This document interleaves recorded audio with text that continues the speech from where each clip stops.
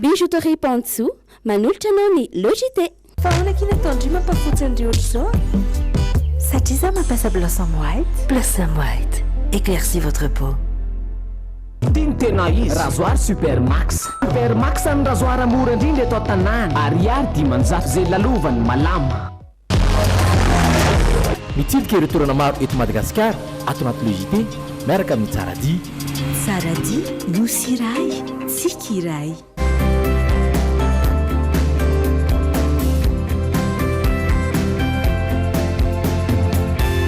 Sanifère, le meilleur. Lay tsara indrindra e, hatramin'izay ka hatramin'izao. Socobis manolotra anao ny logité. Telma, safidiky numéro 1 malagasy manolotra ho anao.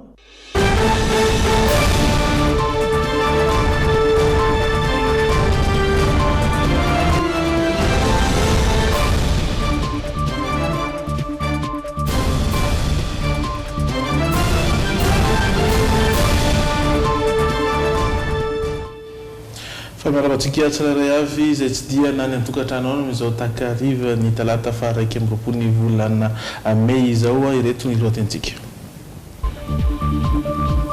Nany hevitra mahakasika ny fidinana ifotony nataon'ny filoham-pirenena Andry Rajoelina tamin'ireo candidat solombavam-bahoaka roa omaly ny candidat Rosy sy ny avy amin'ny manda ho an'ny firaisaam-pirenena. Toerana 5 eto Antananarivo no ezahana asiana toby famantsian-drano fisotro madio isorohana ny tsy fampin-drano efa manantamina eto an-drenivohitra amin'izao fotoana izao. Mananika ny fitopolo ny trano lasibatry ny fandravana noho ny fanamboarana ilay lalan'ny atody any mahitsy no taraina noho izany ny mponina satria tsy nisy akory ny fierana tamin'izy ireo. Sary ny mpitandro filaminana tao Toamasina ireo voaroroa tompon'antoka tamin'ireo famakiana tranombarotra sy banky tao an-toerana.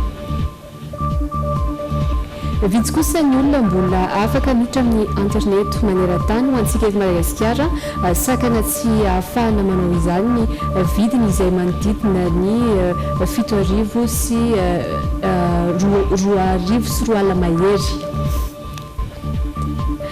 Amin'ny maresaka resam-pirenena kosa indray dia nanao fanambarana naneo ny heviny androany ny teo anivony Huawei fa famotehana ireo orinasa vahiny fotsiny no kendreny fanjakana Amerikana ao anatin'ny fandrarana ny fiara-miasa eo amin'ny Google sy ny Huawei. Fala mitsidika ny tokantrantsika tsirairay avy amin'izao takariva ny talata izao manasa antsika mpanazana ihany koa anaraka ny fampalalam-baovao hatramin'ny farany. Talata ny andro fanaraka zanam-pandaharana teny anglisy isika ary hiompana amin'ny fetin'ny reny izany hoe ny fanamariana ny fetin'ny reny amin'ny alahady izao ao anatin'izay ihany koa no anarahantsika ny oianao sy ny insolite andao aloha anaraka eo vaovao songadina tamin'ity andro an'ity.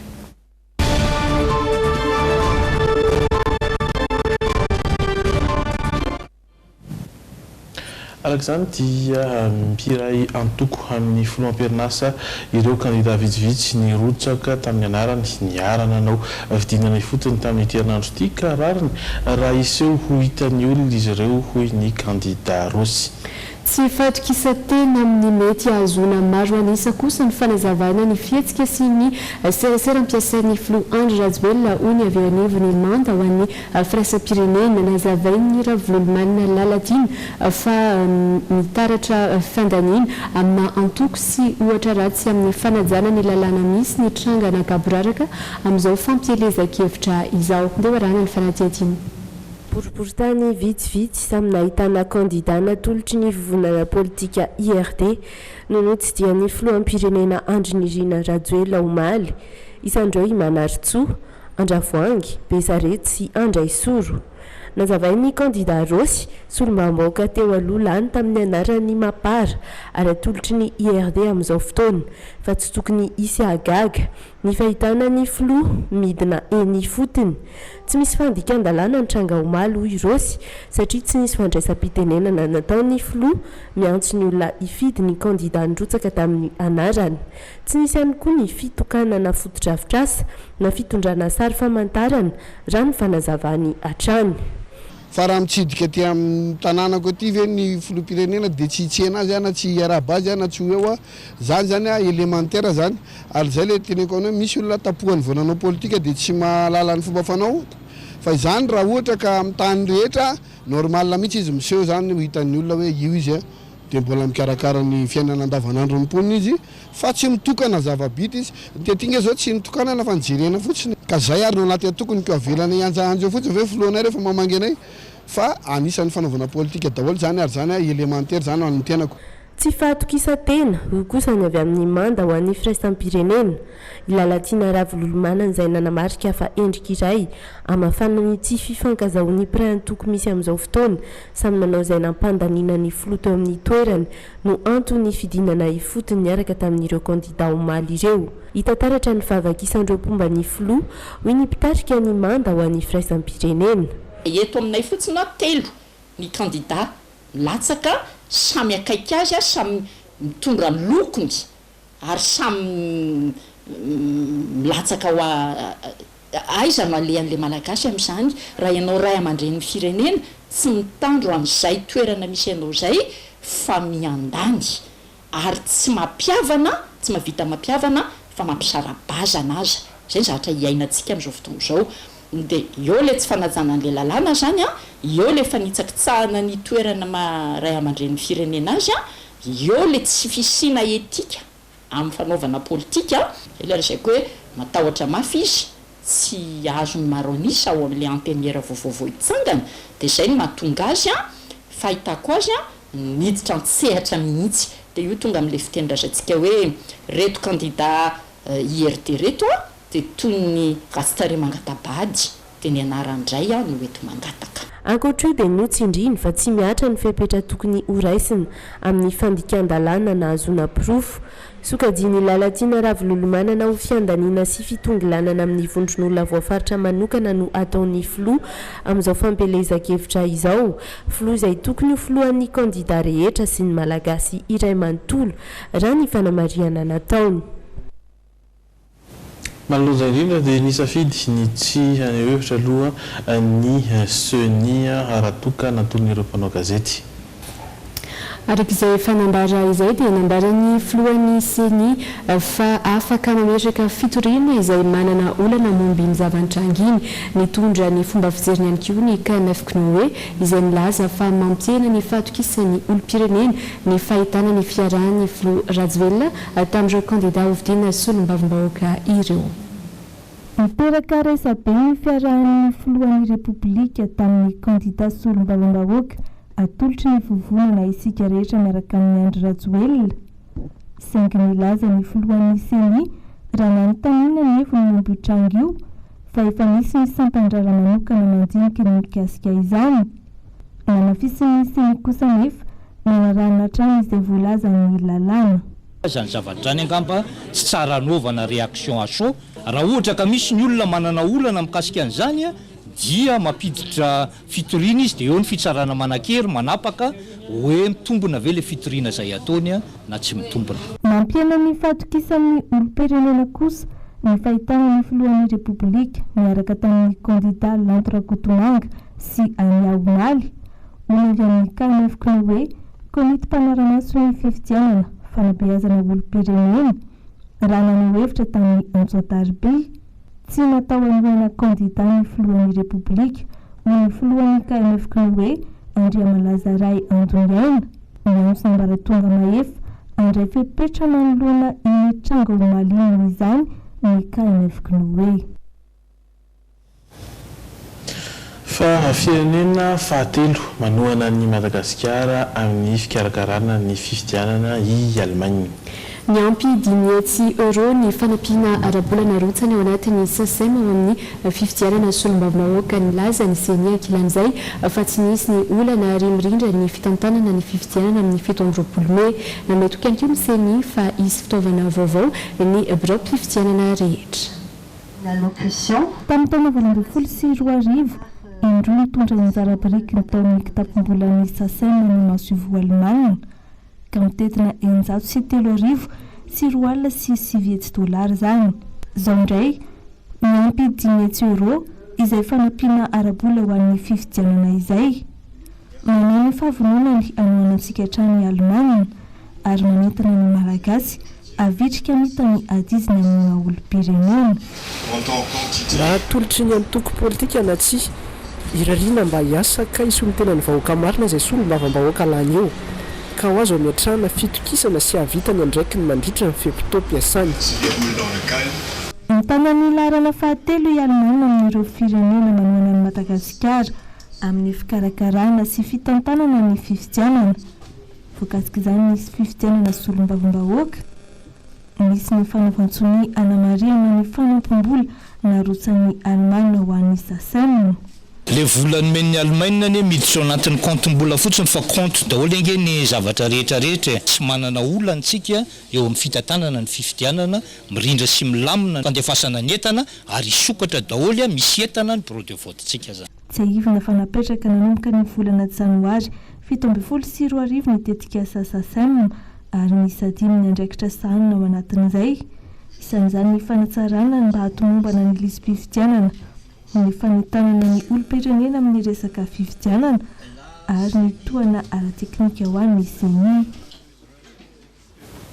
Vaovao sosialy trangam-piarahamonina ary toekarena ireo no anisan'ny hoarahintsika aoriany ireto dokam-barotra ireto.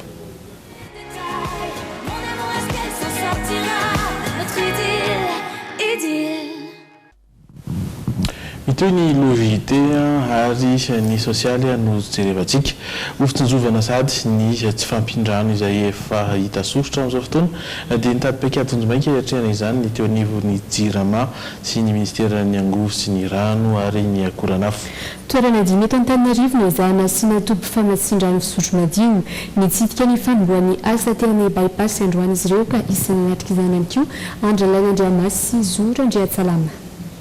Avy eto amin'ny reniranoambomanambola no isin'ny tonana ny rano izay entina matsina ny faritra antsinanana Antananarivo. Asiana milina pitroka rano eto izay ho ary fomba tokoa mba hahazoana rano entina ho diovina eny an-tampon-tendrombohitra tsy dia lavitra eto. Eto zany zao le captage ty zany rivericube ty dia eto le système de captage dia efa avy eo amin'ilay folena zany ny rano iny amina PVC 200 sur une longueur de 680 mètres zany maketo amin'ilay ouvrage de traitement zany hoe eto amin'ilay tany ipetrahantsika eto zany zao le ouvrage de traitement dia ty le terrain anaovana le zany ty io zany zao le terrain eto amin'ilay ouvrage de traitement dia ny composition le ouvrage de traitement zany misy flocculateur dia misy décanteur dia misy système de filtration zany système de filtration rapide zany manao kosa zany no système de filtration anaovana izy zany dia rehefa avy eo iny zany le eau filtré iny zany avy eo misy makato amin'le basy dia rehefa avy eo iny misy hypochlorite de calcium zany ny stérilisation le rano gravitaire iny zany mivoaka avy eto amin'ny station de traitement dia gravitaire makaty amin'ny Ambohimanitsy mirejoindre an'le route nationale 2 zany izy dia efa avy eto misy station de surpression mampiakatra anazy ary amin'le réservoir 350 mètres cube ary amin'ny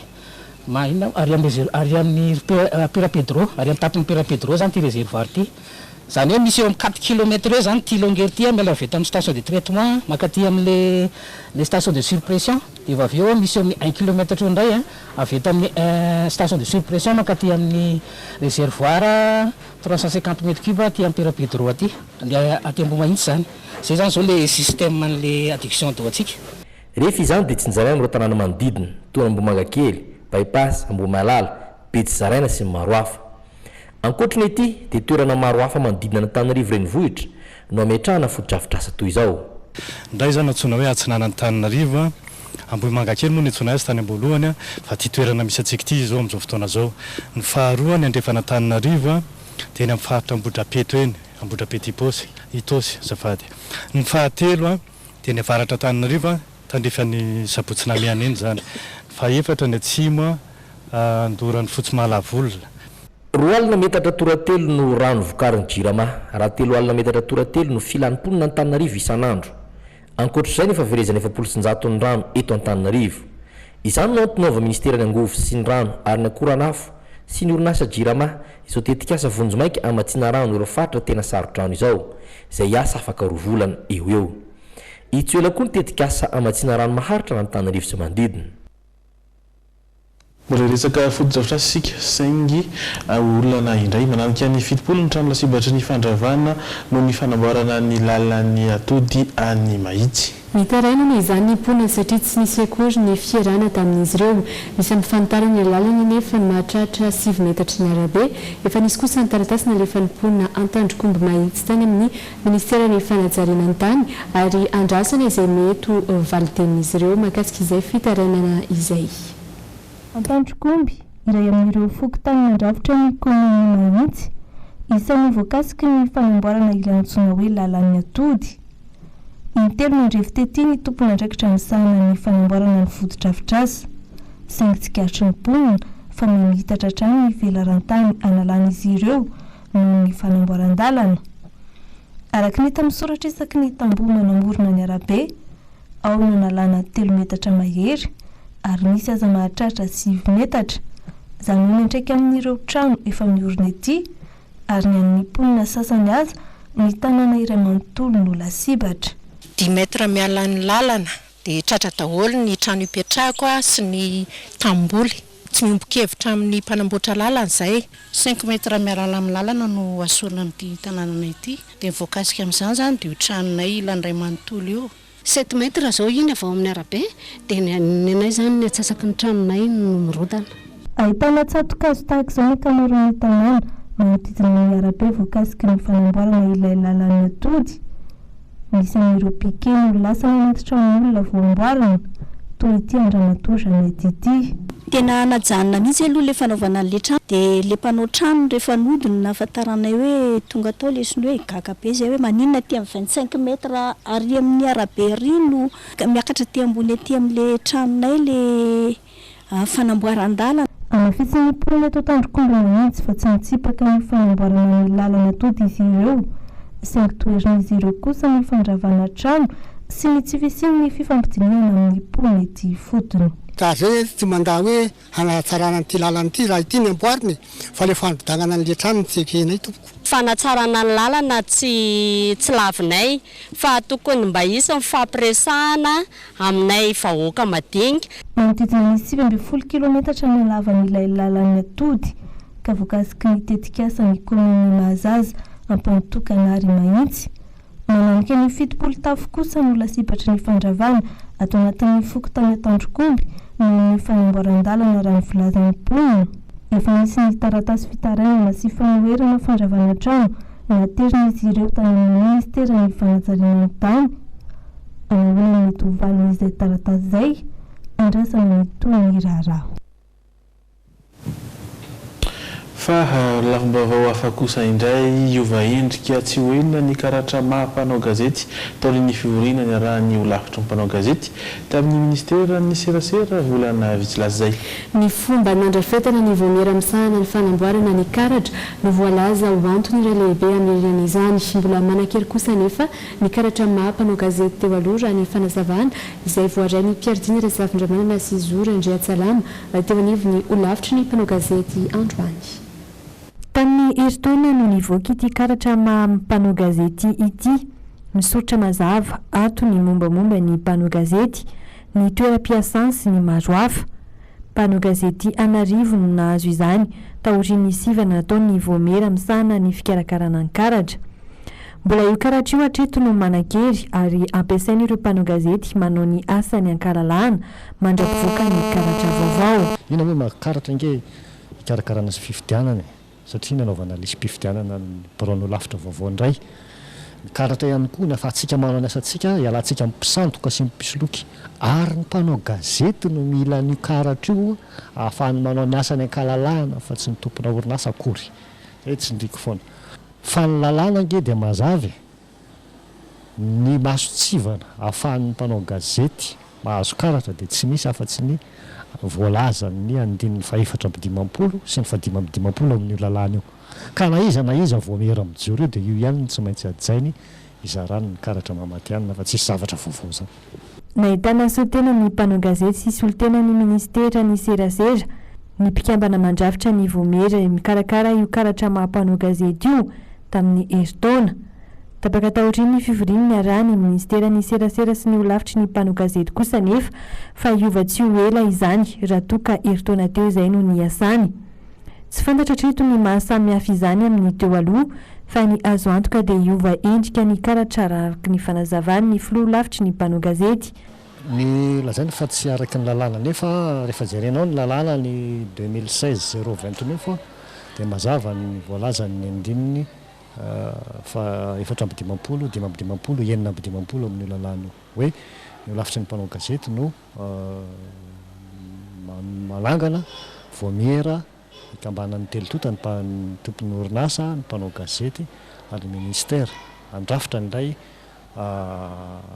voamiera manome karatra matianina ho an'ny mpanao gazety zay lazaindrareo fa tsy voajo ka raha ny fanavoazana ny karatra araky ny faniriny ministère amin'izao fotoana izao no ampilamina asa arabasoa arabatsara fa miaraka makany amin'izany tsika araka izany dia ny olavitry ny mpano gazety no manendry ireo voamera isana ny fanavoazana ny karatra mampano gazety raha mpitso no nambaran'izy ireo ifampidiniana mikasika izay aorian'ny fivoriana araka izany vao fantatra ny pitsopitso ny mandrafitra izay voamera izay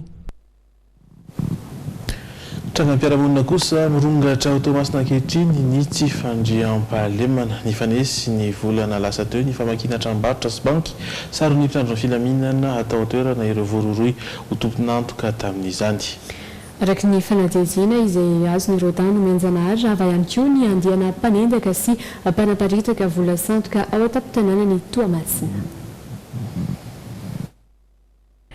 Voasambotra ny mpitandro ny filaminana tao Toamasina ny telo lahy voaroa tomponantoka tamin'ny fanafiana amin'ny Tapiadina ny fanesina nandritra ny volana lasa teo. Manambara ireo mpanao famotorana fa fanafiana tranombarotra roa sy banky iray no mahavoaroa azy ireo. Vola manodidina ny 10 tapitrisa ariary no lasa tamin'izany. Dia rehefa nataona zany ny fanadedenana izy telo lahy ireo ma zany miaiky meloka vitana izy ary misy profo mazava ihany koa satria hita teny amin'ny caméra de surveillance daholo ma zany teren'izy telo lahy ireo. Mbola misy pretsy kombakomba roa laka roa ankehitriny ary fantatra fa mitazona ireo fitaovam-piadiana nentina tamin'ny fanafiana ireo olona ireo. Fa etsekilan'izay mirongatra eto Toamasina ihany koa ny fanaovana vola sandoka ramatoa iray no tratra Ambodiomby ka nosambory ny mpitandro ny filaminana ny farany herinandro lasa teo raha ny vidy entana tamin'ny vola sandoka roa alina ariary iny. Mbola nahitana vola sandoka mandidina ny 9 ariary teny aminy ankoatra ireo izay hita tao an-tranony.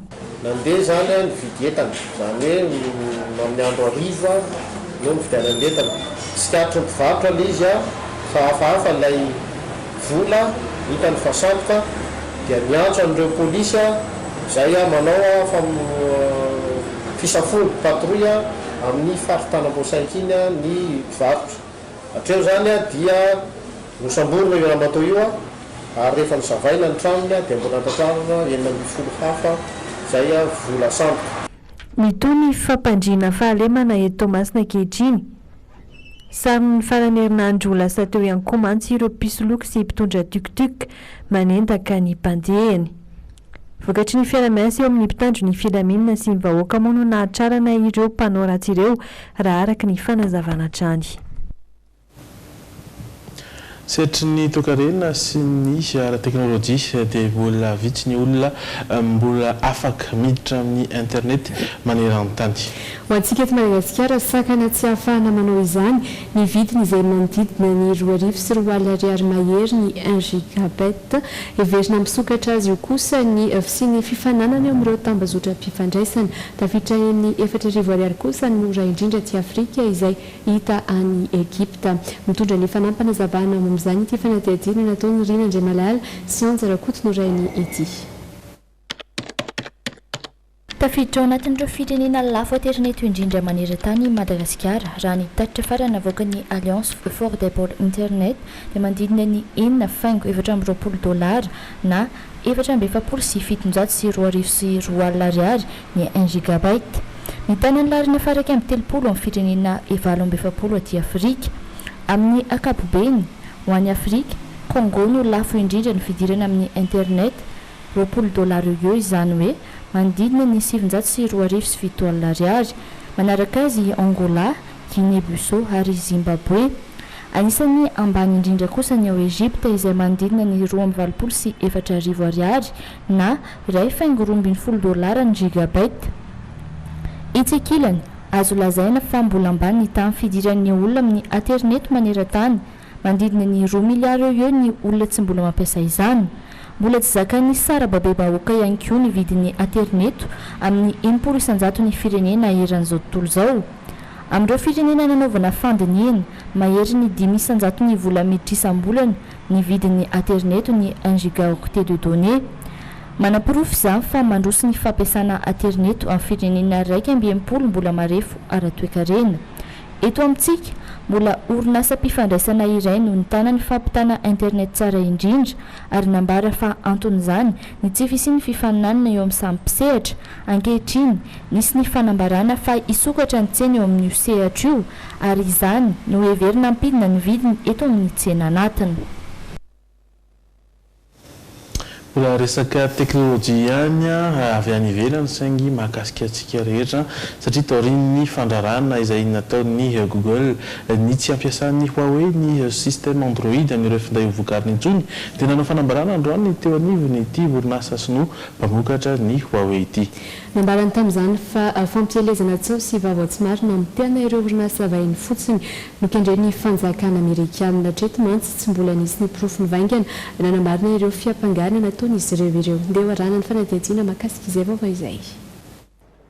Ouvrir sa boîte Gmail, utiliser Google Maps, autant de gestes du quotidien. Fampiasana Gmail, Google Maps na ihany koa ampiditra application amin'ny alalan'ny Play Store. Isan'ny tsy azo atao intsony izany amin'ireo finday izay hovokarin'ny Huawei. Noraran'ny Google tsy ampiasa ny système Android amin'ireo finday hovokariny intsony mantsy ny Huawei manomboka izao. Ny alady lasa teo ratsahivony no nanao izay fanambaran'izay ny teo anivon'ny Google. Anton'izany ny ambaran'ny filoha Donald Trump fa fitsikilovana ny raharaham-pirenena Amerikanina ataony ity orinasa sinoa mpamokatra finday ity. Tezitra ny nanoloany io fanapahan-kevitra avy amin'ny Google mory zareo sinoa ka nanao fanambarana. Les États-Unis. Fampielezana tsao sy vaovao tsy marina amin'ny tean'ireo orinasa vahiny fotsiny no kendren'ny fanjakana Amerikanina. Aminay dia entina mpanjakana ny fifaninanana tsy ara-drariny izao. Hatreto mantsy tsy mbola nisy porofo nivaingana nanamarina ireo fiampangarana nataon'izy ireo mihitsy. Un coup dur pour le géant des télécommunications. Tsy mora ho an'ny Huawei tokoa ny naharay io fanapahan-kevitra avy amin'ny Google io. Ny Huawei izay nitana anjara toerana lehibe teo amin'ny tsena iraisam-pirenena fa tsy tao Chine fotsiny ihany. Tamin'ireo finday mahery ny 900 tapitrisa novokarin'izy ireo tamin'ny taona 2012. Saika lafo ivelan'ny Chine avokoa ny antsasa-manilan'ireo finday. Raraky ny fanadihadiana hatrany aza dia verezin'ny Huawei lavitra ny Apple tamin'ity taona 2012 ity. Ahina itotongana tanteraka nefa io zava-misy amin'izao io, indrindra fa ny fanjifanana vokatra noho izay fanapahan-kevitra noraisin'ny fanjakana Amerikanina izay. Mbola notsindren'ny tompona andraikitra teo anivon'ny Huawei io tolakandro io, fa manohitra tanteraka ny fanapahan-kevitry ny birao ny indostria sy ny fiarovana eo anivon'ny départementany varitra ao États-Unis izy ireo. Huawei dit qu'elle développe son propre système d'exploitation. Tsy misy olona mahazo tombony amin'io fanapahan-kevitra io mihitsy. Isiako ny ratsy ara-toekarena eo amin'ireo orinasa Amerikana izay miara-miasa akaiky amin'ny Huawei izany. Asa anarivo no voakitika ary ho foana. Tsy lavolevina nefa izahay fa hitady vahaolana faran'izay aingana ho hatrany ireo tompona andraikitra teo anivon'ny Huawei. Fantatra androany fa mandeha ny fifampiresahana eo amin'ny Huawei sy ny Google fa hanamamana ny olana amin'izao fotoana izao. Prochainement, leur emboîter le pas. Fa toy ny ilay fianjeran'ny Boeing 737 Max ny compagnie Ethiopian Airlines ny 10 martsa lasa teo kosa dia nanatevin-darana ny fitoriana ilay orinasa mpamokatra io karazana fiaramanidina io androany ny vadiny iray tamin'ireo mpandeha namoniainy. Nambaran'izy ireo fa loza azo nosoroina ary tsy tokony hitranganitsy misy eo iny. Raha nambarany mpisolo vava ireo fianakaviany ny aramboina dia tokony homena sazy enjana ilay tompony mpamokatra ny Boeing 737 Max. Azo nosoroana tsara ilay loza nabakabaka natsiravina nitranga tamin'ny 10 martsa izay nahafatesana mpandeha miisa 720. androany nanao fanambarana ny mpisolo vavy ireo fianakaviana ny aram-boina vokatry ny fianjerany ny fiaramanidiny kampania Ethiopian Airlines iny fa tsy matotra ireo tompon'andraikitra indrindra ny eo anivony orinasa mpamokatra ny Boeing. Ny tombotsoan'izy ireo ihany no nokatsahany voalohany fa tsy mba nijery ny ain'ireo mpandeha akory. Androany isan'ireo nanatevin-darana ny fitoriana ny orinasa mpamokatra ity karazam-piaramanidina ity ny renim-pianakaviana iray izay namoy ny vadiny tamin'ny loza matsiraviny iny. Ils le savaient, ils étaient au courant. On aurait pu éviter cet accident. Efa fantany tsara ny zava-nisy ary loza azo nosoroana tsara iny. Taorian'ny fianjeran'ilay Boeing dia efa fantatra amin'ny aloha fa tsy tokony nanainga mihitsy ilay fiaramanidiny. Ireo proof rehetra anananay dia maneho ny tsy fahamalinana ny orinasa Boeing. Tsy mba nisaina kely akory ny ain'ireo mpandeha marobe izy ireo. Raha ny hevitray manokana dia tokony homena sazy enjana ity orinasa mpamokatra ny Boeing ity. Ary dia ireny vaovao ireny ihany koa aloha no entina manakatina ny pejiny vaovao misongadina ampatsahivina aminao ireo izay tena nanamarika nyity androany ity satria dia nisy ny fidinana nataon'ny filohamperionasa niaraka tamin'ireo kandida solombavam-bahoaka roa omaly ny teny izany hoe ny namalina izay ny kandida rosy ary ny avy amin'ny manda ho an'ny firaisam-pirenena.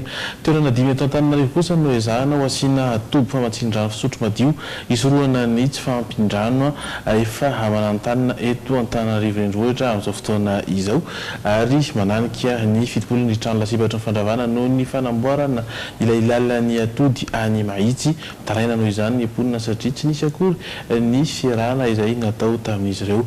Fantatra ihany koa fa saron'ny mpitandro filaminana atao Tomasina ireo voaroa tompon'antoka tamin'ny famakiana tranombarotra sy banky any Antoerana ary lafiny internet dia vitsy ny olona mbola afaka miditra amin'izany seritry internet izany ho antsika eto Madagasikara mantsy dia sakana tsy hafahana manao izany aloha ny vidiny manodidina ny 2,4 sy 2 alina ariary ny 1 gigaoctet.